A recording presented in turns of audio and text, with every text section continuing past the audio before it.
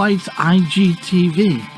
Keeping new music alive is what I do on the radio and now on video.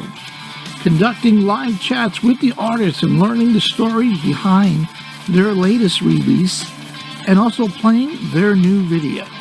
And a very special thanks to my good friend Dave Hill at Tenacity PR for scheduling today's artist. Tenacity PR, publicity by perseverance. But Dave Hill is the best of the best when it comes to music publicity over in the United Kingdom. With over 20 years of experience, there's no one better than Dave. You can contact Dave by phone by calling the international code of 44-7951-679-666. Or you can reach Dave by email at tenacitymusicpr@gmail.com.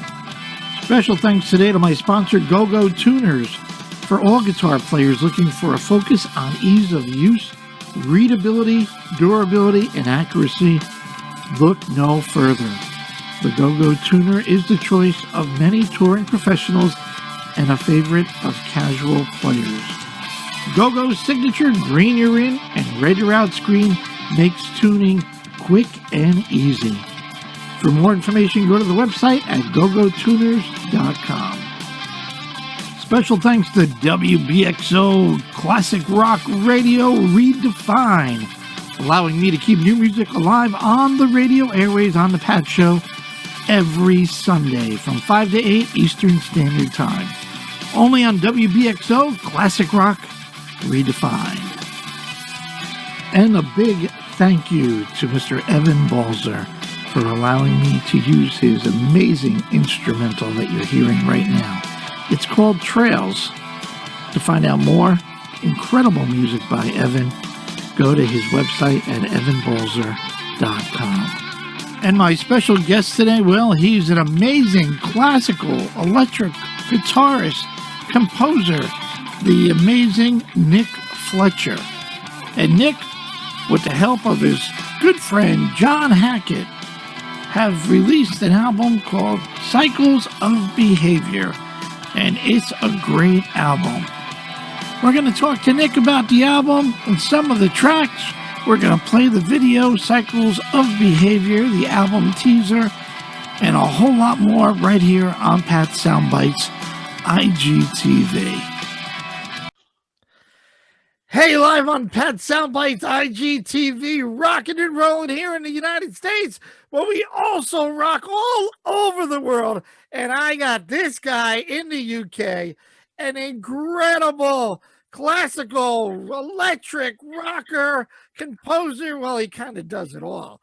The wonderful, the fabulous Nick Fletcher in the house. How are you, Nick? I'm fine, thanks, Pat. That's one heck of an introduction. Wow, we got to keep everybody Very awake good. here. It's I got my neighbor cutting a tree, driving me crazy. I'm keeping you up from catching some shut eye. But anyway, Nick's got a great album out that came out on March 26th, Cycles of Behaviour, and I gotta say, Nick, it certainly rocks. I've been playing it a bunch of times, and every time I listen to it, I change what I think my favorite is. I think I'm going to just say for now, I like the title track. I think the title track is probably my favorite right now as I speak. That's great. That's great. What do you have a favorite? I know these are all your kids per se. Well, I'm a bit like you in that I change my mind sometimes about what I like, but I do like the opening track. It's one of my favorites. I think one of my most favorite compositions is the final track called Philosopher King, which is quite a long sort of progressive rock track. And I think out of the whole album as a composition, that's probably my favorite as a composition. Yeah. It's when you're putting the tracks in order, Nick, does it make a difference for you when you think about how you want the listener to hear each track? Oh yeah, definitely. I like to think that when you put an album on of this kind of music, that you know it's got a beginning and an end and a middle, so it tells a story and it kind of unfolds. I've always been into that kind of thing, with progressive rock music. So yeah, the order in which the tracks come is really important. Yeah. I like that. Yeah, I thought, yeah, I'd like to put you on that journey. And I like what you said. It's got the Yeah. beginning and got the end. There's a good mix of instrumentals and reading, doing some preparing for our chat today. You got great reviews and working with John Hackett, Steve's brother, right? That's Steve Hackett's That's brother. right. Yeah. And you guys got some great reviews on Beyond the Stars. And I guess you went a little bit of a different direction on this album with maybe more instrumental tracks in the mix. Am I getting that correct? Yeah. That's absolutely right, Pat. It's a half and half, really. 4 instrumentals, 4 vocal tracks.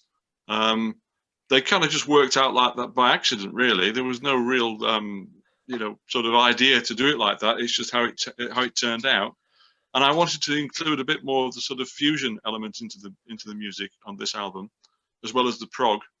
I've always sort of grown up with that kind of thing in the 70s, and I was a big Mahavishnu fan and all that kind of thing, so I wanted to bring a bit of that into the mix as well. How do you determine, Nick, a song will remain an instrumental compared to adding lyrics? Do you go, it just got that feel that I want to leave it that way? Yeah, there's some tracks that just naturally feel like they don't need any help with lyrics in order to tell the musical sort of story. They kind of like the instrumentation and the interaction between the different musicians is sufficient, really, to carry the music forward. Sometimes, it feels like there needs to be a narrative with some lyrics as well, into the mix, and how that develops really is just purely by chance. Yeah. Were you a lead vocalist on a few of the tracks, or was somebody else? No, John Hackett was singing on this album. I actually play guitar in John's band here in the UK, in the John Hackett Band, and I asked John if he would do some singing on it, as well as, of course, playing his amazing flute, which he does. So yes, I'm not, and I didn't do anything vocally. I wrote most of the sort of melodic ideas, but I got a friend of mine who was also the sort of co-produced the album with me, called Caroline Bonnet, who's a really excellent record producer here in the UK, and she also added some backing vocals on some of the tracks, which kind of helps. Is it a challenge, Nick, when you write the song that you're not singing it, that you got to how do I say that? Get John to understand the emotion behind what you're thinking, because as a singer, you really have to sell the song, right? Yeah, it's quite hard, isn't it, to do that? And initially, in the sort of initial stages of the recording, I did actually record some guide vocal lines to help, give John an idea of what I wanted. But fortunately, they didn't get included in the mix. Because my singing's not up to much. I just stick to the guitar, Oh, nothing wrong with that, guy. You got the guitar down pretty well done. And if I read correctly, you really started. I mean, everywhere I read Nick Fletcher, classical. I mean, reading what Steve wrote, Nick Fletcher is probably the best jazz rock guitarist in the country. But you started, if I read correctly, as a rock guitarist, but everywhere they link you to classical. Was that down the line? Was rock first? Yeah. No, I started out as an electric guitar player, but I ended up getting into classical guitar when I was in my late teens, and I ended up sort of doing a lot of solo concerts as a classical player. And the two sort of careers were in parallel for a while. But I actually started to concentrate more on the classical because I was getting more work from it. And I didn't actually play the electric guitar live. I did some studio work, but I didn't play the electric guitar live for about 25 years. Wow.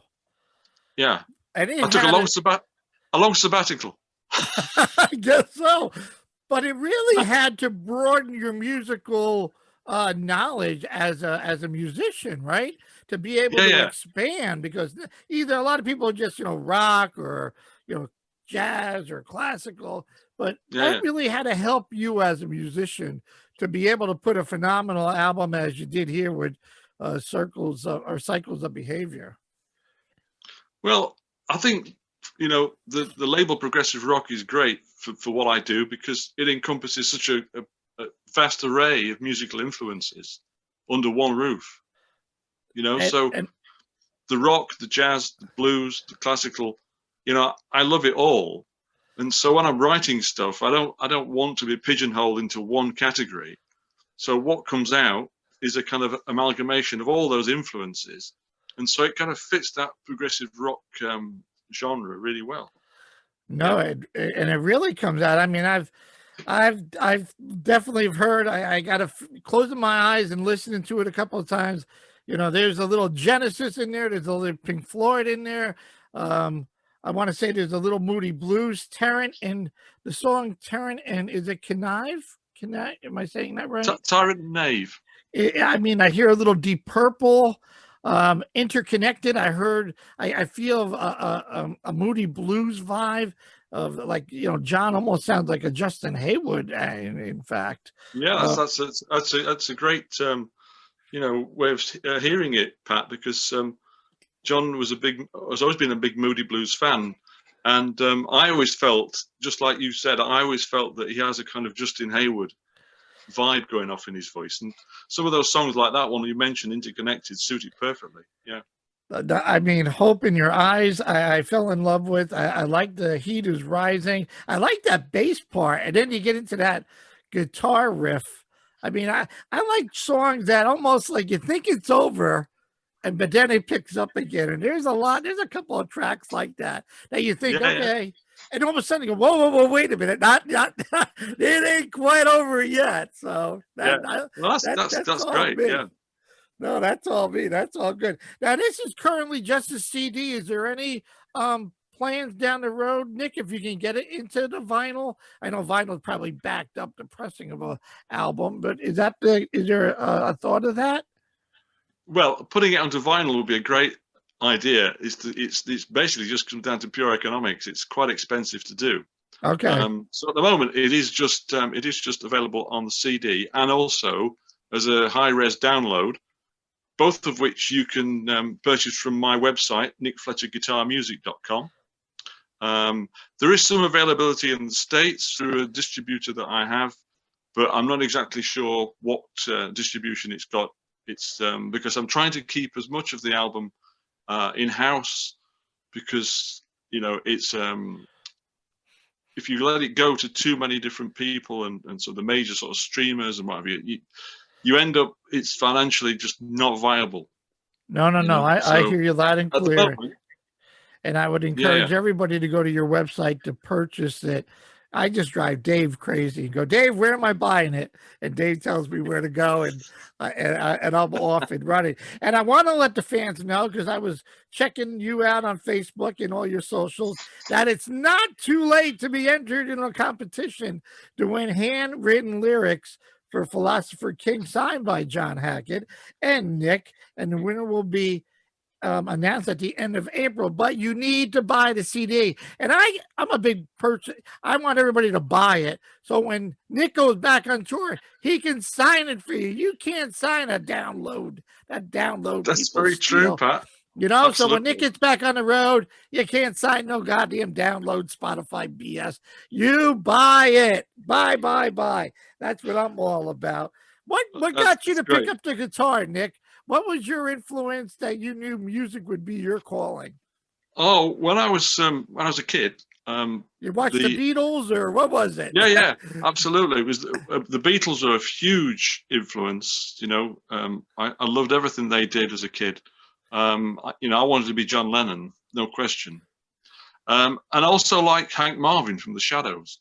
Okay. He was an influence as well. Yes, so and then I got into a lot of rock music in the 70s. My first album actually was Zeppelin 4.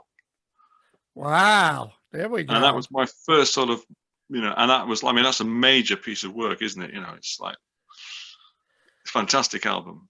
I can still listen to it today and get goosebumps. who do you who inspired you? Who do you? I mean, obviously Jimmy Page. I mean, Jesus. I mean, Hendrix and Yeah, yeah, Page and John Lennon and anybody. yeah. Who else that you got a chance to get an album or go see in the UK and say, "Wow, I want to do that." Yeah. I mean, in those days, yeah, Jimmy Page, definitely. You know, Jeff Beck was also another formative influence. David Gilmour. You know, then I enjoyed Steve Hackett with the more progressive stuff and the classical stuff that he did. You know, and then later I got into John McLaughlin and Alan Holdsworth and those kind of guys. And, you know, so it all kind of one thing feeds into another for me. I can never get enough. Now, look, Nick, there's nothing wrong with that. That's me. I just go from here to there. But you know what? I did, you know, it's interesting on what Steve said, best jazz rock guitar, because I did hear a lot of jazz in the album, which I love jazz. And I closing my eyes, go, man, there's a little jazz in there as well, which I like a diverse thing. Like you said, you're not locked into one, you know, okay, it's classic rock and that's it. I like a little diversity. So yeah, well, if you like diversity in your music, then it's the album for you, because it has got lots of diversity. Yeah, you're right. I love but I think it's got it still thematically all works together. You know, there's still a thread which makes it sound like an album that works. It doesn't flit around from one thing to another, but it kind of hopefully draws all those things together into something unique. Would you say this is probably one of your best pieces of work that you've put out there so far? As an electric guitar player, I would say it is, yeah. Yeah, because you know, to be honest, Pat, I've not done an awful lot on my own as an electric player. You know, I did a lot of sessions when I was younger, played on lots of other people's, you know, recordings, and I also played in John's band. But I've never really done much on my own, because you know I've had a career as a classical player as well, and I've done a lot of that. So yeah, I've done a few things, but I would say this is the best thing that I've done. Yeah, I read, you know, somebody said he's the best kept secret in John Hackett's band. Like, boy, the poor Nick, he can't, you know, Nick Fletcher is John Hackett's band's secret weapon. I'm like, man, geez, cool. Well, that's cool. I mean, that's all good stuff, and I'm looking forward to playing a couple of tracks and putting it on our rotation. How would you describe? I always ask the guitar players, Nick, how would you describe your tone? Oh, I mean, obviously, it's what comes out of the brain to the fingers, and that just makes you. How would you describe it? What I'm looking for is something that's kind of warm and fluid. If that makes sense. Yeah, no, I like it. You know, I like a warm tone, and I like lines of music that flow. You know, so, but also with lots of emotion. You know, I quite like putting a lot of angst into what I do. When you perform live, Nick, does it matter that you hit the right notes, or do you just let it go, whatever comes out, and feel the energy with the crowd and let the emotion go, and obviously satisfy the song as well? Yeah, I don't get too hung up about minutiae of did I play a wrong note or whatever. You know, what comes out, and for me, it's as long as the emotional content is intact, you know, that's what really matters. What do you miss the most? No gigs here in the States. Obviously, no gigs in the UK. You got to be pulling your hair out of your head. Yeah. It's been a tough year, really tough. Yeah, very frustrating. Any plans when everybody gets the green light that you could go on tour with John and a few of others to promote the album? We've got some gigs coming up with the Hackett Band, which we'll be doing in the UK, and we've got some festivals lined up for next year, and we'll probably sort of introduce some of the tracks from this album into it, particularly the ones that John sings on, but also, of course, you know, John plays flute across the album as well, So when if we do them live, we'll have some of the tracks that got some nice flute feature in as well. Excellent. Were you guys able to do the recording together in a studio? Initially, there was a bit of getting together, but then of course we got the old coronavirus, lockdowns, and goodness knows what, which made it a bit of a nightmare. But some of the tracks and some of the elements were recorded separately and then mixed together later. But because there's such excellent musicians involved, people like Dave Bainbridge, we probably know in the States from his work with Iona and Life Signs, bands like that. He's playing keyboards on it. Friend of mine, Tim Harries, he used to play with Bill Bruford's Earthworks. Wow. He's on the album. And a guy called Russ Wilson, who's the drummer. They're all fabulous musicians. So you just say, look, this is what I think it needs, and they deliver it. So it wasn't too difficult musically to put together, just the logistics. But technology saved the day. Well, and save a lot of money, studio money. I'm sure. I mean, like you said, you could send me a track and I can put something on it and send it back to you. But I think on the other hand, I'm not a musician, Nick, but I would think I would want everybody together. As I always say, I think I would be afraid to miss the magic. If John said, wait a minute, try this, Nick, or do that, you kind of miss that. It's like an online class without everybody there and hearing what everybody's doing. It can be like that. Yeah. But hopefully the next album, it'll be easier. We'll be in the studio together. It's been a crazy year with this whole COVID thing. But on a positive note, everybody's sitting home, and I'm a guy who loves new music. So if everybody was doing everything else, I don't know how many people would, hear what's going on to new music. So for me, I think it's great. On the other hand, when you go back on the road and get on the stage, at least hopefully people will know the tracks and won't go to take a whiz and get a beer when you say, so this is a song from our new album, and they go, okay, I'm going to the bathroom. They're familiar with cycles of behavior. Well, let's hope so. Yeah, that's a good thought. Yeah, well, the minute somebody says, okay, well, we got a song, we got a hit. After they play the first three songs and everybody's all wound up and they go, I want to play something from our new album. And everybody all of a sudden just disappears. And I'm like, oh, no. Oh, yeah. I've been there. I've played at many gigs like that. Yeah. What are you most proud of, Nick, in your musical career so far? Oh, that's a good question. I just feel fortunate to be able to do it. I might sound a bit of a lame answer, but I just feel fortunate that I'm able to actually, still play music and get out there and do it. And for me, that itself is an achievement. I'm still going as a musician, and I'm still performing, and I'm still recording, and still doing stuff, putting it out there, and people, are enjoying it, and that's the most important thing. And going and playing it and having somebody sing maybe your lyrics back and all wound up, it's got to be no better feeling than that. And I think it's great, and I can't wait. I'm like, my last show was last February 15th to see Roger Hodgkin of Supertramp. Oh, right. Yeah. And I got to meet Roger, and I said, I'm not missing that because he doesn't tour a lot, and I've missed him a few times. And who would ever think after that? It was like, okay, that's a wrap. Everybody was like, oh, this is different, but so it's got to be driving you crazy. But we can't wait. Any thought about coming to the States? Or I've interviewed Steve Hackett during this whole COVID thing, which was great. There's a couple of bands. I don't know if you're familiar with Little Red Kings.